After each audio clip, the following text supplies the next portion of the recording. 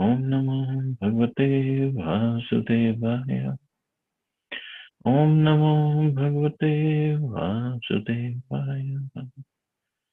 Narayanam Namaskritya Naram Jaiv Narottamam Devim Saraswatim Vyasam Tato Jayam Diri Nashtiprayeshu Bhadreshu Nityam Bhagavata Sevaya Bhagavati Uttam Shloke Bhaktir Bhavati Naistiki.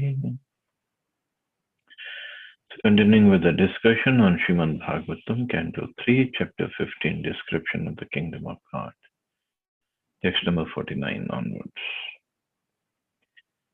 The four Kumaras are saying this to Lord Vishnu, who came there to protect his servants, Jay and Vijay.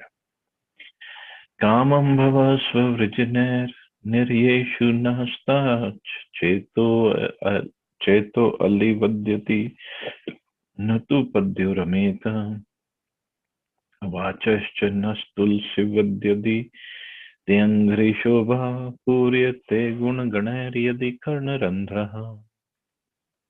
O Lord, we pray that you let us be born in any hellish condition of life, just as long as our hearts and minds are always engaged in the service of your lotus feet.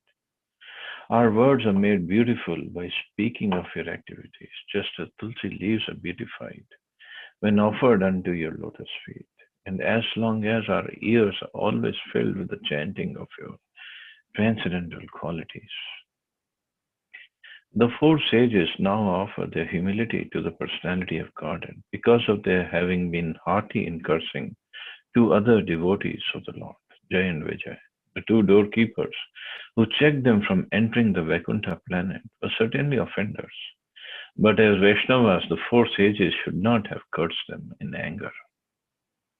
After the incident, they became conscious that they had done wrong by cursing the devotees of the Lord. And they prayed to the Lord that even in the hellish condition of life, their minds might not be distracted from the engagement of service to the lotus feet of Lord Narayan. See, before that, before seeing the Lord, they were Brahmavadis, they were impersonalists, but after seeing the Lord, after smelling the tulsi leaves at the lotus feet of the Lord, they became devotees. And now they became so humble. Now they're thinking, oh, we made a big mistake by cursing Jay and Vijay. So we will get punished. So we will go to hell. And we did something wrong. So now they're saying, even if you send us to hell, they're ready to go to hell. But they don't want their minds to be distracted from Lord Narayan. This is the only benediction they want. Those who are devotees of the Lord are not afraid of any condition of life, provided there is constant engagement in the service of the Lord. It is said of the Narayan Para, or those who are devotees of Narayan, the Supreme Personality of Godhead, now Kutaschan Bibhyati. They are not afraid of entering a hellish condition.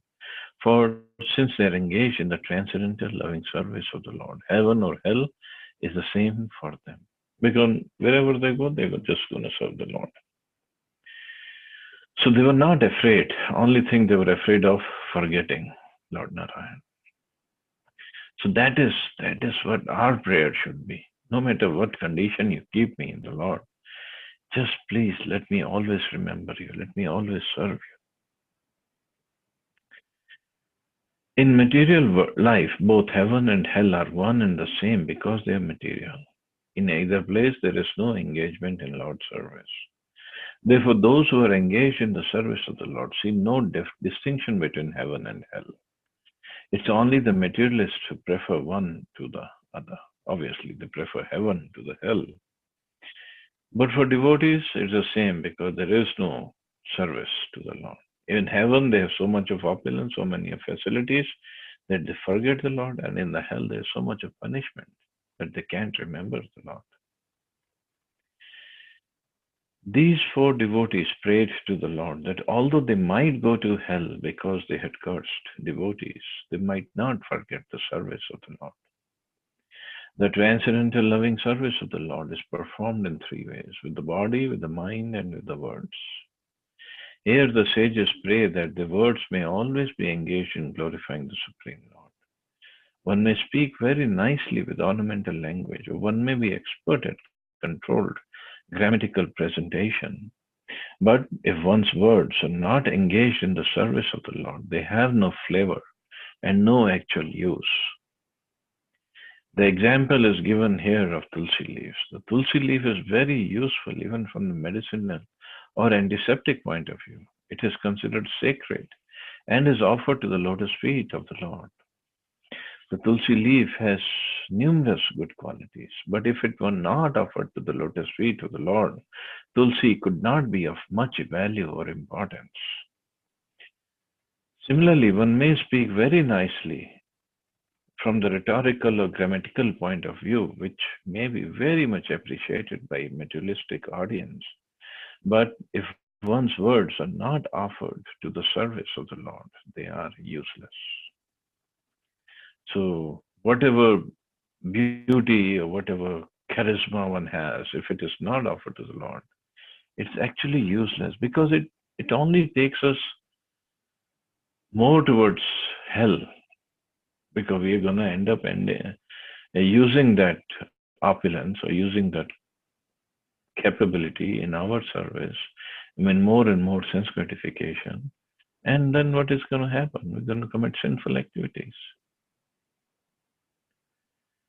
The holes of the ears are very small and can be filled with any insignificant sound. So, how can they receive as a great a vibration, as a glorification of the Lord? The answer is that the holes of the ears are like the sky. As the sky can never be filled up, the quality of the ear is that one may go on pouring in vibrations of various kinds, yet it is capable of receiving more and more vibrations. A devotee is not afraid of going to hell if he has the opportunity to hear the glories of the Lord constantly. This is the advantage of chanting Hare Krishna, Krishna Krishna, Hare Hare, Hare Ram, Ram Ram, Hare Hare. One may be put in any condition, but God gives him the prerogative to chant Hare Krishna. In any condition of life, if one goes on chanting, he will never be unhappy. In any condition of life, even in hell. Of course, a devotee who's chanting Hare Krishna, he will not go to hell. But just like Yudhishthira Maharaj also had to go to hell, or go to Yamloka, just for a second. But he never forgot the Lord. In fact, by his going to Yamloka, the citizens, the inhabitants of Yamloka, when they saw Yudhishthira Maharaj, and also Janak Maharaj also went to Yamloka. But when they saw a devotee like Janak Maharaj or Yudhishthira Maharaj, they got purified. Purified in the sense that the consciousness changed. Just like once Prabhupada asked one devotee to go to some country, I'm forgetting which country. And that devotee said, Prabhupada, but there won't be any vegetarian food over there for me to eat. Prabhupada said, okay, just eat meat, but preach. And the devotee was shocked. He said, Prabhupada, if I eat meat, I'll go to hell. Prabhupada very calmly and very casually, he said, it's okay even if you go to hell. Just preach. Means Prabhupada was ready to even send his disciples to hell for preaching. And obviously, Prabhupada is powerful enough to liberate his devotee even from hell. So that's how important preaching is. And we are not talking about preaching, we're just talking about chanting of the holy names. So hell means, okay, hell means the lower planetary system, but even on earth, there could be hellish life for somebody.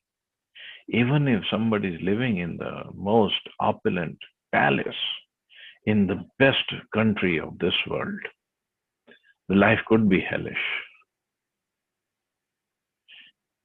Life could be hellish in the sense that his health might not be okay, or his companion might not be okay, or whatever case may be. The point is, a devotee considers that actually that's an advantage because then he can take shelter of the holy names of the Lord constantly. So the point is just keep on chanting. One has to keep on chanting. And this is the benediction even the four commandments were asking. Please let us not forget the holy name. Let us not forget you.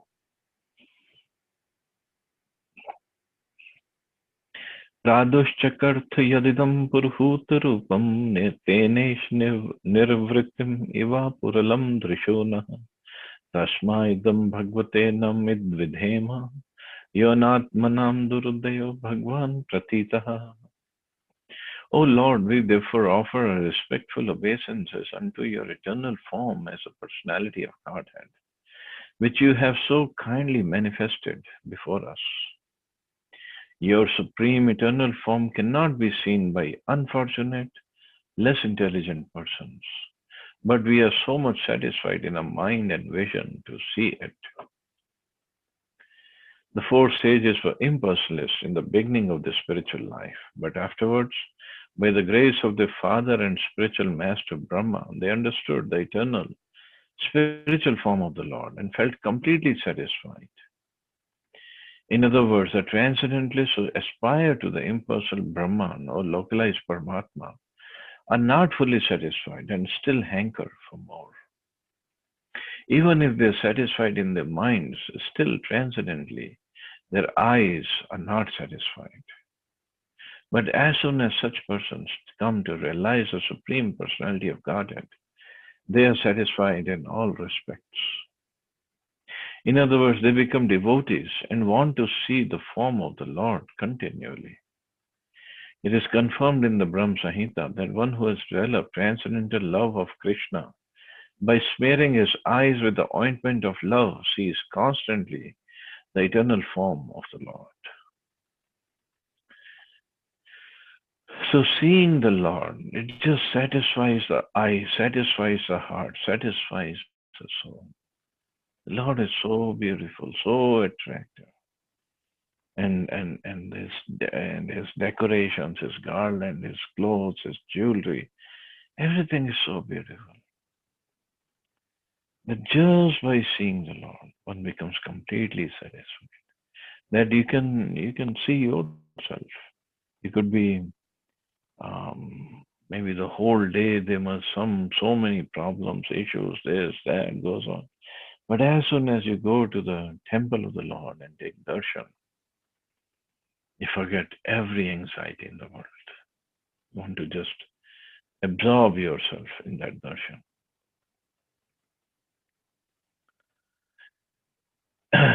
but the Brahmavadis or the Gyanis, they don't have this kind of satisfaction or this kind of facility.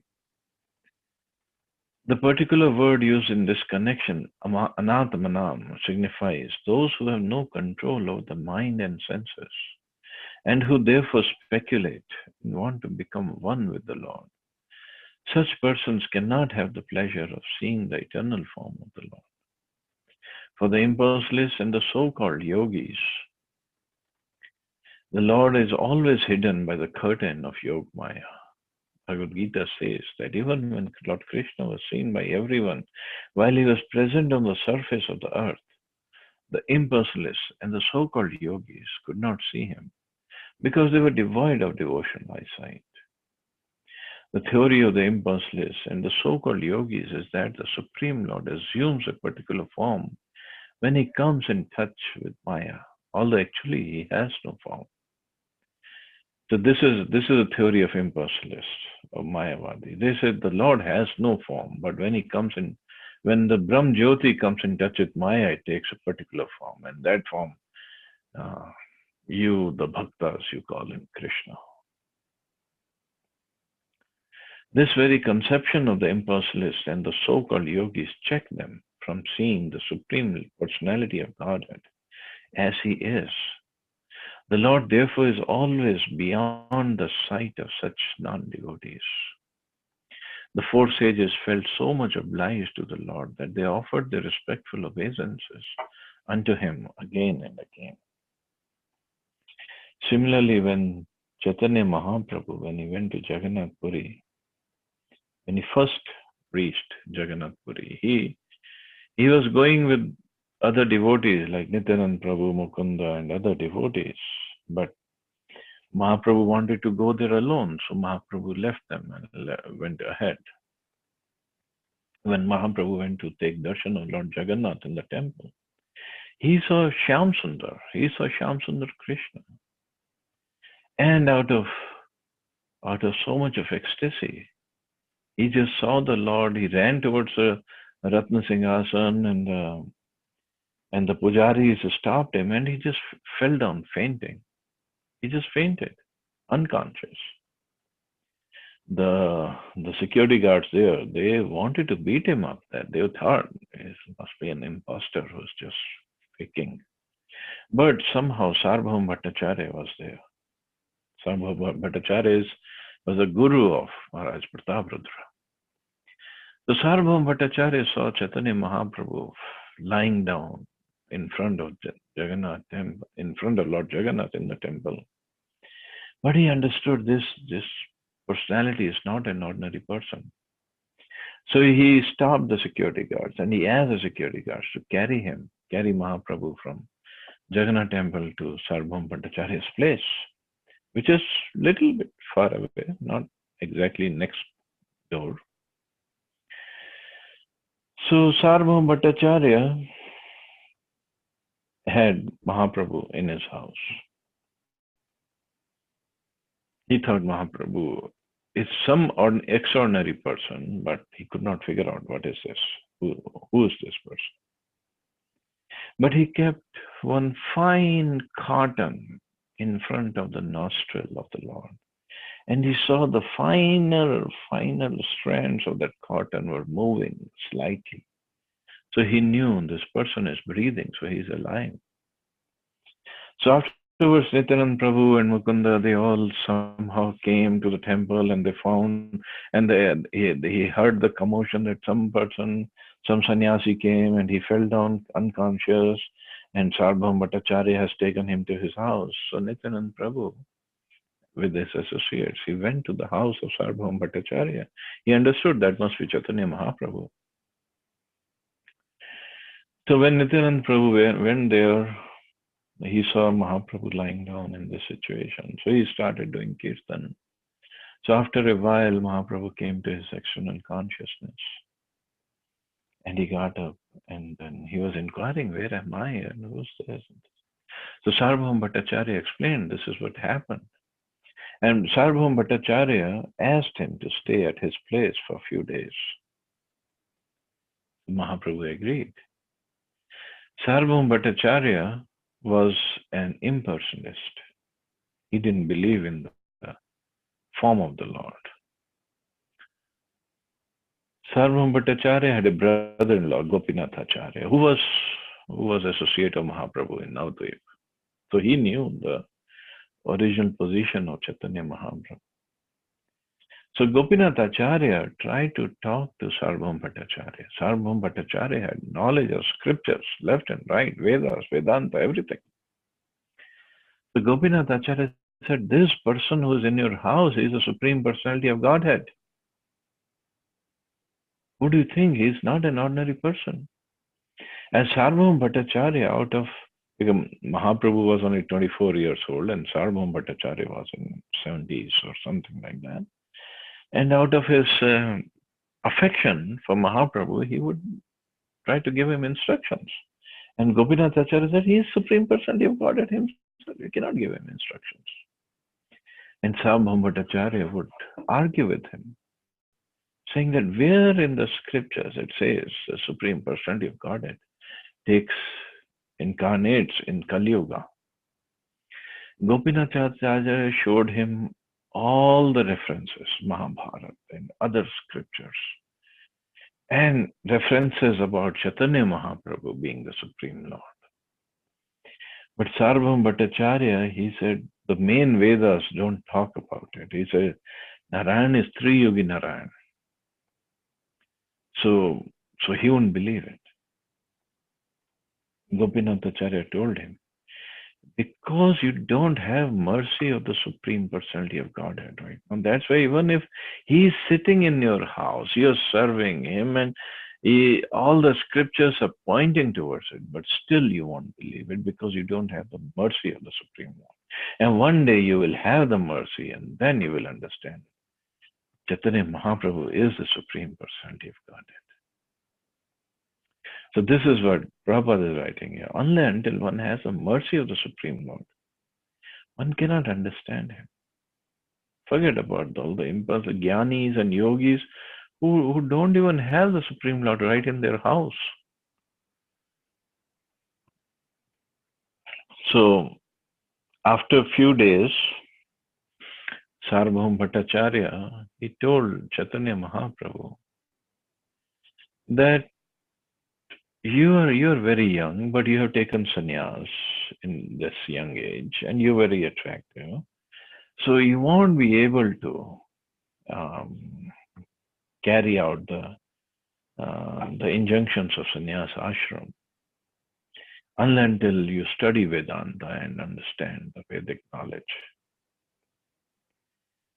So Mahaprabhu, actually he came to Sarvabhauma Bhattacharya's house to give him his mercy. So Mahaprabhu agreed, okay, you teach me Vedanta. So for 1 week, Sarvabhauma Bhattacharya taught him Vedanta Sutras. And Mahaprabhu just sat there listening and didn't ask any question. At the end of 1 week of continuous teaching, Sarvabhauma Bhattacharya, do you even understand what I'm talking about, what I'm trying to explain to you? You didn't even ask any question. Although you look very attentive and serious, you didn't just fall asleep or you didn't get up and go. You were listening, but you didn't ask any questions. So I don't know if you understood or not. Mahaprabhu said, actually, the meaning of Vedanta Sutras is very clear, but your explanation is covering the real meaning of Vedanta Sutra. Sarvabhauma Bhattacharya was shocked. He said, how in the world you can say that? So Mahaprabhu then explained to him, because Mahaprabhu was, of course, he is the Supreme Personality of Godhead, but even in Chaitanya Mahaprabhu's pastime, in Navadvip, he was Nimai Pandit. He was a scholar of logic and grammar and everything. So Mahaprabhu explained to him a few shlokas. Then Sarvabhauma Bhattacharya was starting to getting his realization. Because Sarvabhauma Bhattacharya was a jnani, he was more towards knowledge. So only through jnana he could be converted. He could be convinced. So Mahaprabhu displayed that pastime. And then Sarvabhauma Bhattacharya, once he understood who was Mahaprabhu, he fell down at his feet. And he said, because there is a beautiful verse, and we covered that verse, Atma Ram Shloka in first canto. Sarvabhauma Bhattacharya said, I had heard about you explaining this verse in 61 different ways to Sanatana Goswami, but I never believed it. But now, listening to your explanation of Vedanta Sutra, I'm very eager to hear those explanations. So Mahaprabhu, out of his causeless mercy, he explained that verse in 9 different ways, which were not even explained to Sanatana Goswami earlier. And Sarvabhauma Bhattacharya, after he heard those explanations, he basically fell down flat in front of Mahaprabhu and accepted that you are the Supreme Personality of Godhead. So the point I'm trying to make is, even the jnanis, even they might have the knowledge of the scriptures, they might be able to recite the scriptures backwards. But until they have the mercy of Mahaprabhu, or mercy of Krishna, or the mercy of devotee, they won't be able to even understand or fathom or even conceive of Krishna, Supreme Personality of Godhead. Even if he's sitting in this house, that's how difficult it is to understand Krishna. But for devotees, it's very simple, very sulabh. Tasyaham sulabham partha, he says in Bhagavad Gita. Those who are my devotees, I'm just easily approachable by them. Not just easily approachable. The devotees don't even consider him as Supreme Lord. He's our Kana. He's not the Supreme Lord. Even for other incarnations, they might have this kind of relationship that he is a Supreme Personality of God. But for Krishna, no way. No way. But this is the love of devotees for Krishna. And this is what Krishna wants. This is what Krishna loves. The mood that his devotees have for him. So that ends this 15th chapter. So we can start the 16th chapter today. Still have time. So third canto, 16th chapter, entitled The Two Doorkeepers of Vaikuntha, Jaya and Vijaya, cursed by the sages. Text number 1. Brahma uvacha iti tad granitam tesham muninam yog dharminam pratinandya jagadedam Vaikuntha nilayo vipu. Lord Brahma said, after this congratulating the sages for the nice words, the Supreme Personality of Godhead, whose abode is in the kingdom of God, spoke as follows. Text 2. Shri Bhagwan Uvacha Eto to Parshado Mayam Jayo Vijaya Evacha Kadarthi Kritya Mam Yadvo Bhava Krata Matikramam. The Personality of Godhead said, these attendants of mine, Jaya and Vijay, by name, have committed a great offense against you because of ignoring me. To commit an offense at the feet of a devotee of the Lord is a great wrong. Even when a living entity is promoted to Vaikuntha, there is still the chance that he may commit offenses. But the difference is that when one is in a Vaikuntha planet, even if by chance one commits an offense, he is protected by the Lord. This is a remarkable fact in the dealings of the Lord and the servitor, as seen in the present incident concerning Jaya and Vijay. The word atikramam used here indicates that in offending a devotee, one neglects the Supreme Lord himself. So they ignored or neglected the Supreme Lord. Means they didn't understand the Supreme Lord sitting in the heart of these sages as well. And he is directing these sages. So but for a devotee, he should be able to see the Lord everywhere, but these guys didn't. Other aspect of this is it happened all by the will of the Lord, because he wanted to have his pastimes. And Prabhupada explained it other place that the Lord, or maybe I believe Gaur Govind Maharaj explained that the Lord developed a desire to fight.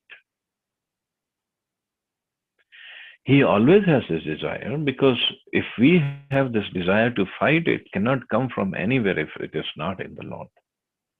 So the Lord has a desire to fight, but at that time, somehow the desire became stronger. So he had a desire to fight. Now, who can be a true opponent who can fight with the Lord and still give him pleasure? So the fighting means it has to be something on an equal level. Otherwise, there's no fun in fighting. So when the Lord has this desire, so he has to have an equal opponent. And who could be an equal opponent? That could only be his devotee, because there's nobody else in the whole creation Who can oppose the Lord? That has to be devotee from Vaikuntha. It cannot be a devotee from here in India or America. We don't even count. Just like, um, if you remember Krishna's pastimes, when he was in Dwarka and this Satrajit, or this money, the whole money episode happened. Shyamantaka Jewel episode happened, and in the end, it was in the hands of son of Jamvan in the cave near Dwarka. And when we went to our Dwarka Yatra, we happened to go to that cave, and it's a beautiful cave over there. Maybe it was more beautiful, but it's now kept very nicely by the government. So Jamvan had given that Shyamantaka jewel to his son to play with. And Jamvan is same who had helped in Lord Ram's fighting against Ravan. Same Jamvan. Very, very powerful bear. So Krishna came in that cave and he took that Shyamantaka jewel from the hand of the child, and he was going to go, and the child started crying, and Jamvan came over there and he saw Krishna stealing that Shyamantaka jewel from his son. He said, "What is this nonsense going on? You're stealing a toy from my son." And they both had a fight. And the fight went on for, I believe, for 28 days. Krishna and Jamvan, they were fighting 28 days. They would fight whole day, and at night, Jamvan would host Krishna, make arrangement for his stay, and massage and whatever medicines he wanted. And in the morning, they would start fighting again. After 28 days, Jamvan was feeling little weak and little fatigued. Just imagine 28 days of fighting with Krishna, full force. It wasn't like just some play or something. With full force. They were fighting, they were punching each other. And then Jamvan realized, oh, it has to be my worshipable Lord Ram who can fight with me like this. So then Jamvan understood, he prayed, and Krishna said yes. And then Jamvan not only gave him Shyamantaka jewel, he gave him his daughter Jamati to Krishna for marriage. So only a devotee of Krishna can oppose him in such a way that it gives pleasure to his fighting desire. So coming back to this one, so Krishna made this whole arrangement so Jay and Vijay could fall down as demons, and he would have fights in three lifetimes of Jay and Vijay. And wonderful fighting. Jay and Vijay first became Hiranyakashipu and Hiranyaksha. Second incarnation, they were Ravan and Kumbhakarna, and third incarnation, they were Shishupal and Dantavakra, whom Krishna killed. And then Krishna, they knew that Krishna is coming back as Chaitanya Mahaprabhu.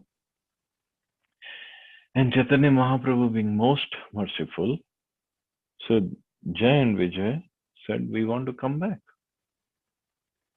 as demons again in Kali Yuga, in the pastime of Chaitanya Mahaprabhu. And they came as Jagai and Madhai. And they were again powerful demons. Of course, Mahaprabhu didn't kill them. He just killed this demoniac consciousness and gave them Krishna Prema. So anyway, in that pastime we'll talk about some other time. But this is all orchestrated by Krishna, especially for a devotee who's in Vaikuntha. He cannot just fall down until Krishna wants to send him to the material world to perform certain kind of service for Krishna. By mistake, the doorman held the sages from entering Vaikuntha Loka, but because they were engaged in the transcendental service of the Lord Their annihilation was not expected by advanced devotees. The Lord's presence on the spot was very pleasing to the hearts of the devotees. The Lord understood that the trouble was due to his lotus feet not being seen by the sages, and therefore he wanted to please them by personally going there. So the sages, they wanted to take darshan of the Lord. That is the whole reason they came to Vaikuntha, and they were trying to enter this gate. So Lord himself came out. So he just with one stroke he takes care of many issues. The Lord is so merciful that even if there is some impediment for the devotee, he himself manages matters in such a way that the devotee is not bereft of having audience at his lotus feet. So audience at his lotus feet, it could be his lotus feet or it could be the audience of his devotees. Both are seen. There is a very good example in the life of Haridas Thakur.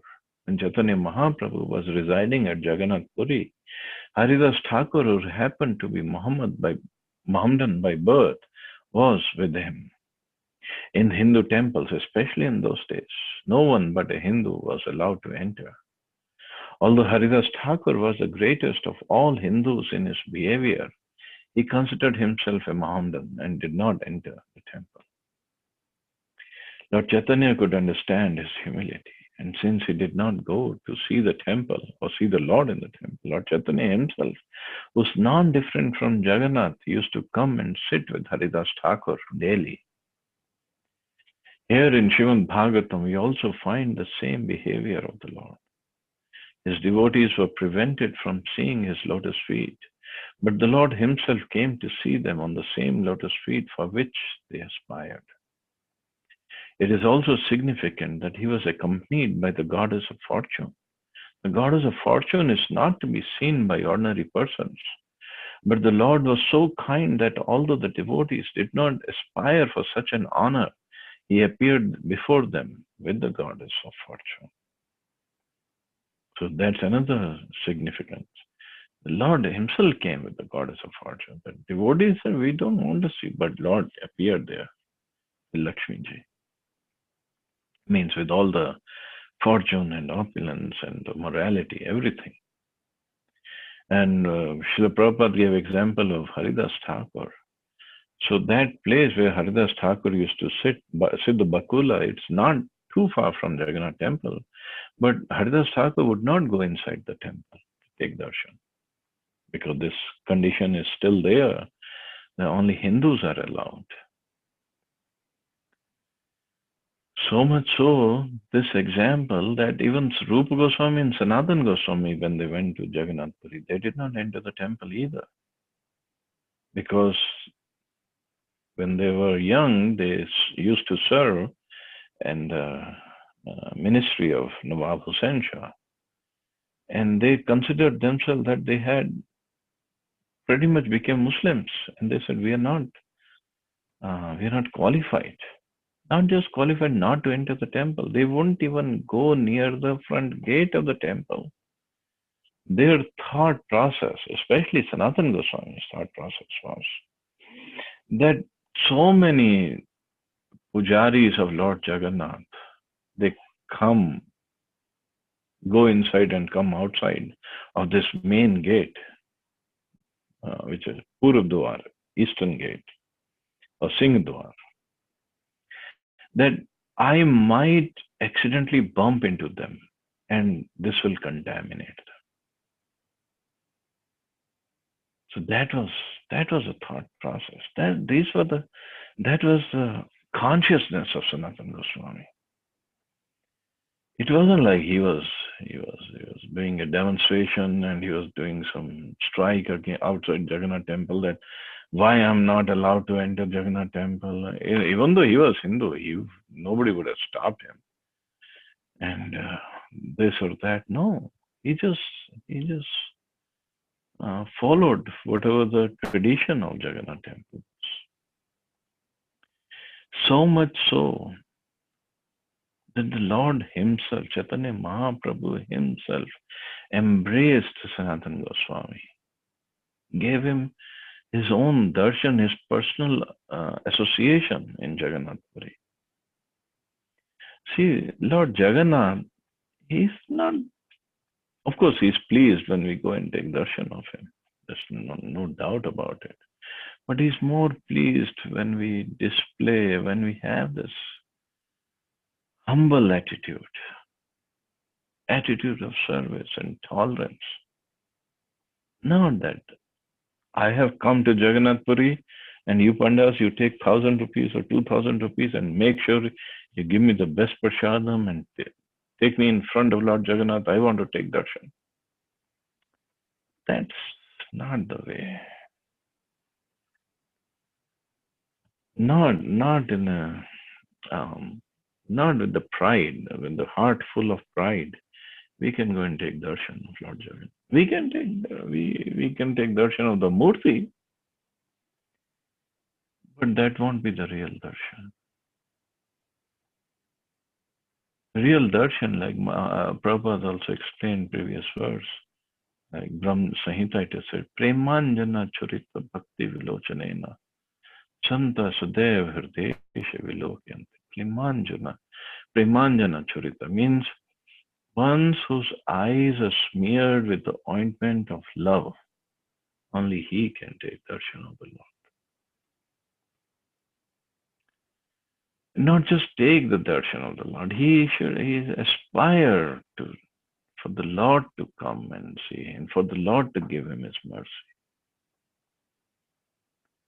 Jagannathji is there, Balramji, Subhadra, Sudarshan, they are there to give us darshan. But our eyes, our heart has to be cleansed. Then we can take real darshan. Chaitanya Mahaprabhu, when he went to Jagannath Puri temple, he did not see Jagannath, he saw Shyam Sundar there. Not just Shyam Sundar standing, Shyam Sundar doing his pastimes. We don't see that. So we have to make ourselves eligible, qualified.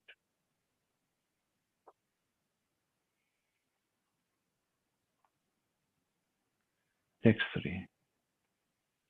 Yastvetayor dhrito dando bhavadbhirma manuvrita sa evanumato asmabhir munyo deva helana.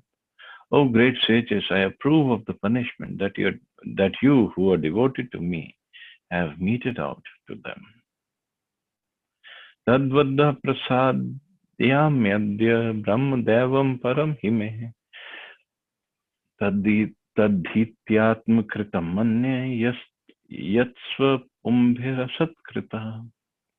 To me, the Brahman is the highest and most beloved personality. The disrespect shown by my attendants has actually been displayed by me because the doormen are my servitors. I take this to be an offense by myself. Therefore, I seek forgiveness for the incident that has arisen. See, the Supreme Lord said, because they are my servants, so basically whatever they did, it was committed by me. So I am asking for forgiveness. The Lord is always in favor of the Brahmins and the cows, and therefore it is said, Go Brahman Hitaicha. Lord Krishna or Vishnu, the Supreme Personality of Godhead, is also the worshipable deity of the Brahmins. In the Vedic literature, in the Rig Mantra hymns of the Rig Veda, it is stated that those who are actually Brahmins always look to the lotus feet of the Lord. Om Tad Vishnu Paramam Padam Sada Pashyanti Surya. Those who are qualified Brahmins worship only the Vishnu form of the Supreme Personality of Godhead, which means Krishna, Rama, and all Vishnu expansions.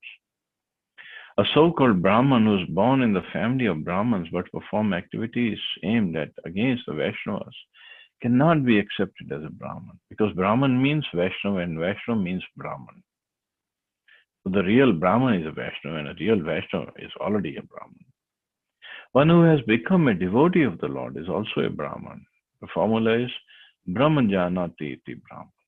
A Brahman is one who has understood Brahman. And a Vaishnava is one who has understood the personality of Godhead. Brahman realization is the beginning of realization of the personality of Godhead. One who understands the personality of Godhead also knows the impersonal feature of the Supreme, which is Brahman. Therefore, one who becomes a Vaishnava is already a Brahman. It should be noted that the glories of Brahman described in this chapter by the Lord himself refer to his devotee Brahman or the Vaishnava, not the Smarta Brahmans, or so-called Brahman, that because they're born in the Brahman family, that's why they're Brahman. It should never be misunderstood that the so-called Brahmins who are born in the Brahman families but have no Brahmanical qualifications are referred to in this connection. So now a wonderful conversation will happen between the Lord and the four Kumaras. So we'll continue with this tomorrow. So we'll stop here. Any questions or comments?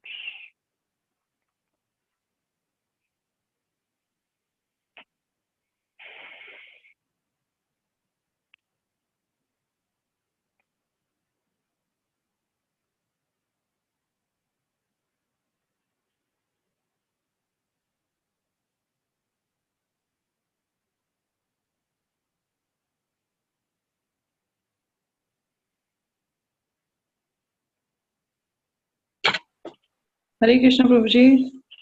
Hare Krishna. Thank you very much. Thank you, Manta. Prabhuji, two things which, there was one verse, this thing, 9 verse about the ears, which Prabhupada has, last verse, ears are like the sky. Mm-hmm. I was going to fill this. It's quite impressive. Yeah. It's like so very, कानों के छेद बहुत छोटे होते हैं, but it's like very interesting. Yeah, but never filled up. Never filled. We don't realize this actually. But when you read it out, you realize, oh yes, it is. Yeah. And what you said was like, God, with one stroke, he does many things. Mm-hmm. That is also, and I'm realizing that he's very right actually. My mom used to say कि एक बात में बहुत बातें छुपी होती हैं, तो yeah, realization की बात है. I know. And the last to last class, there was a thing that you should control your tongue. Prabhupada was writing that the most difficult is to control the tongue.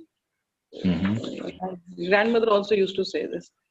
If the Zuban control कर लेना, तो 80% problems are solved. That is true. That is true.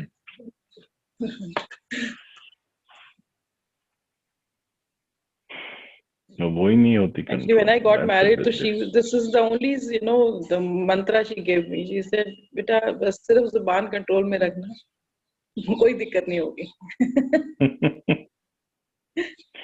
Yeah, it's also said ना, एक चुप ते सौ सुख. हाँ, सौ सुख, seriously. खाने में भी और वैसे भी, स्वाद में भी और बोलने में भी. Yeah, yeah. So, these 2-3 things I'm realizing from past 2-3 days that now I'm realizing it after 100 years. जो बोला था दादी ने बिल्कुल सही था. Yeah. What people used to listen Bhagavad and all ना मंदिरों में जाकर के तो. Yeah, the upbringing was that, and they followed that. अभी तो information to आगे बच्चों को भी घर पे आकर के बताना, ऐसे करो वैसे करो. These things are.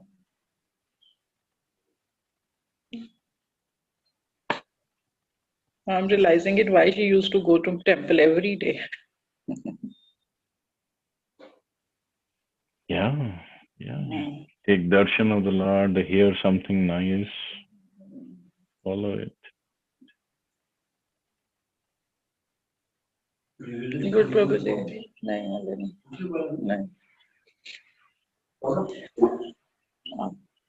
Hare Krishna. Hare Krishna Prabhuji. Yes, ma'am. बीच में कुछ ना कुछ घर के लोग भी. Oh, okay. आप ही के उसमें से आ रही थी. Sorry.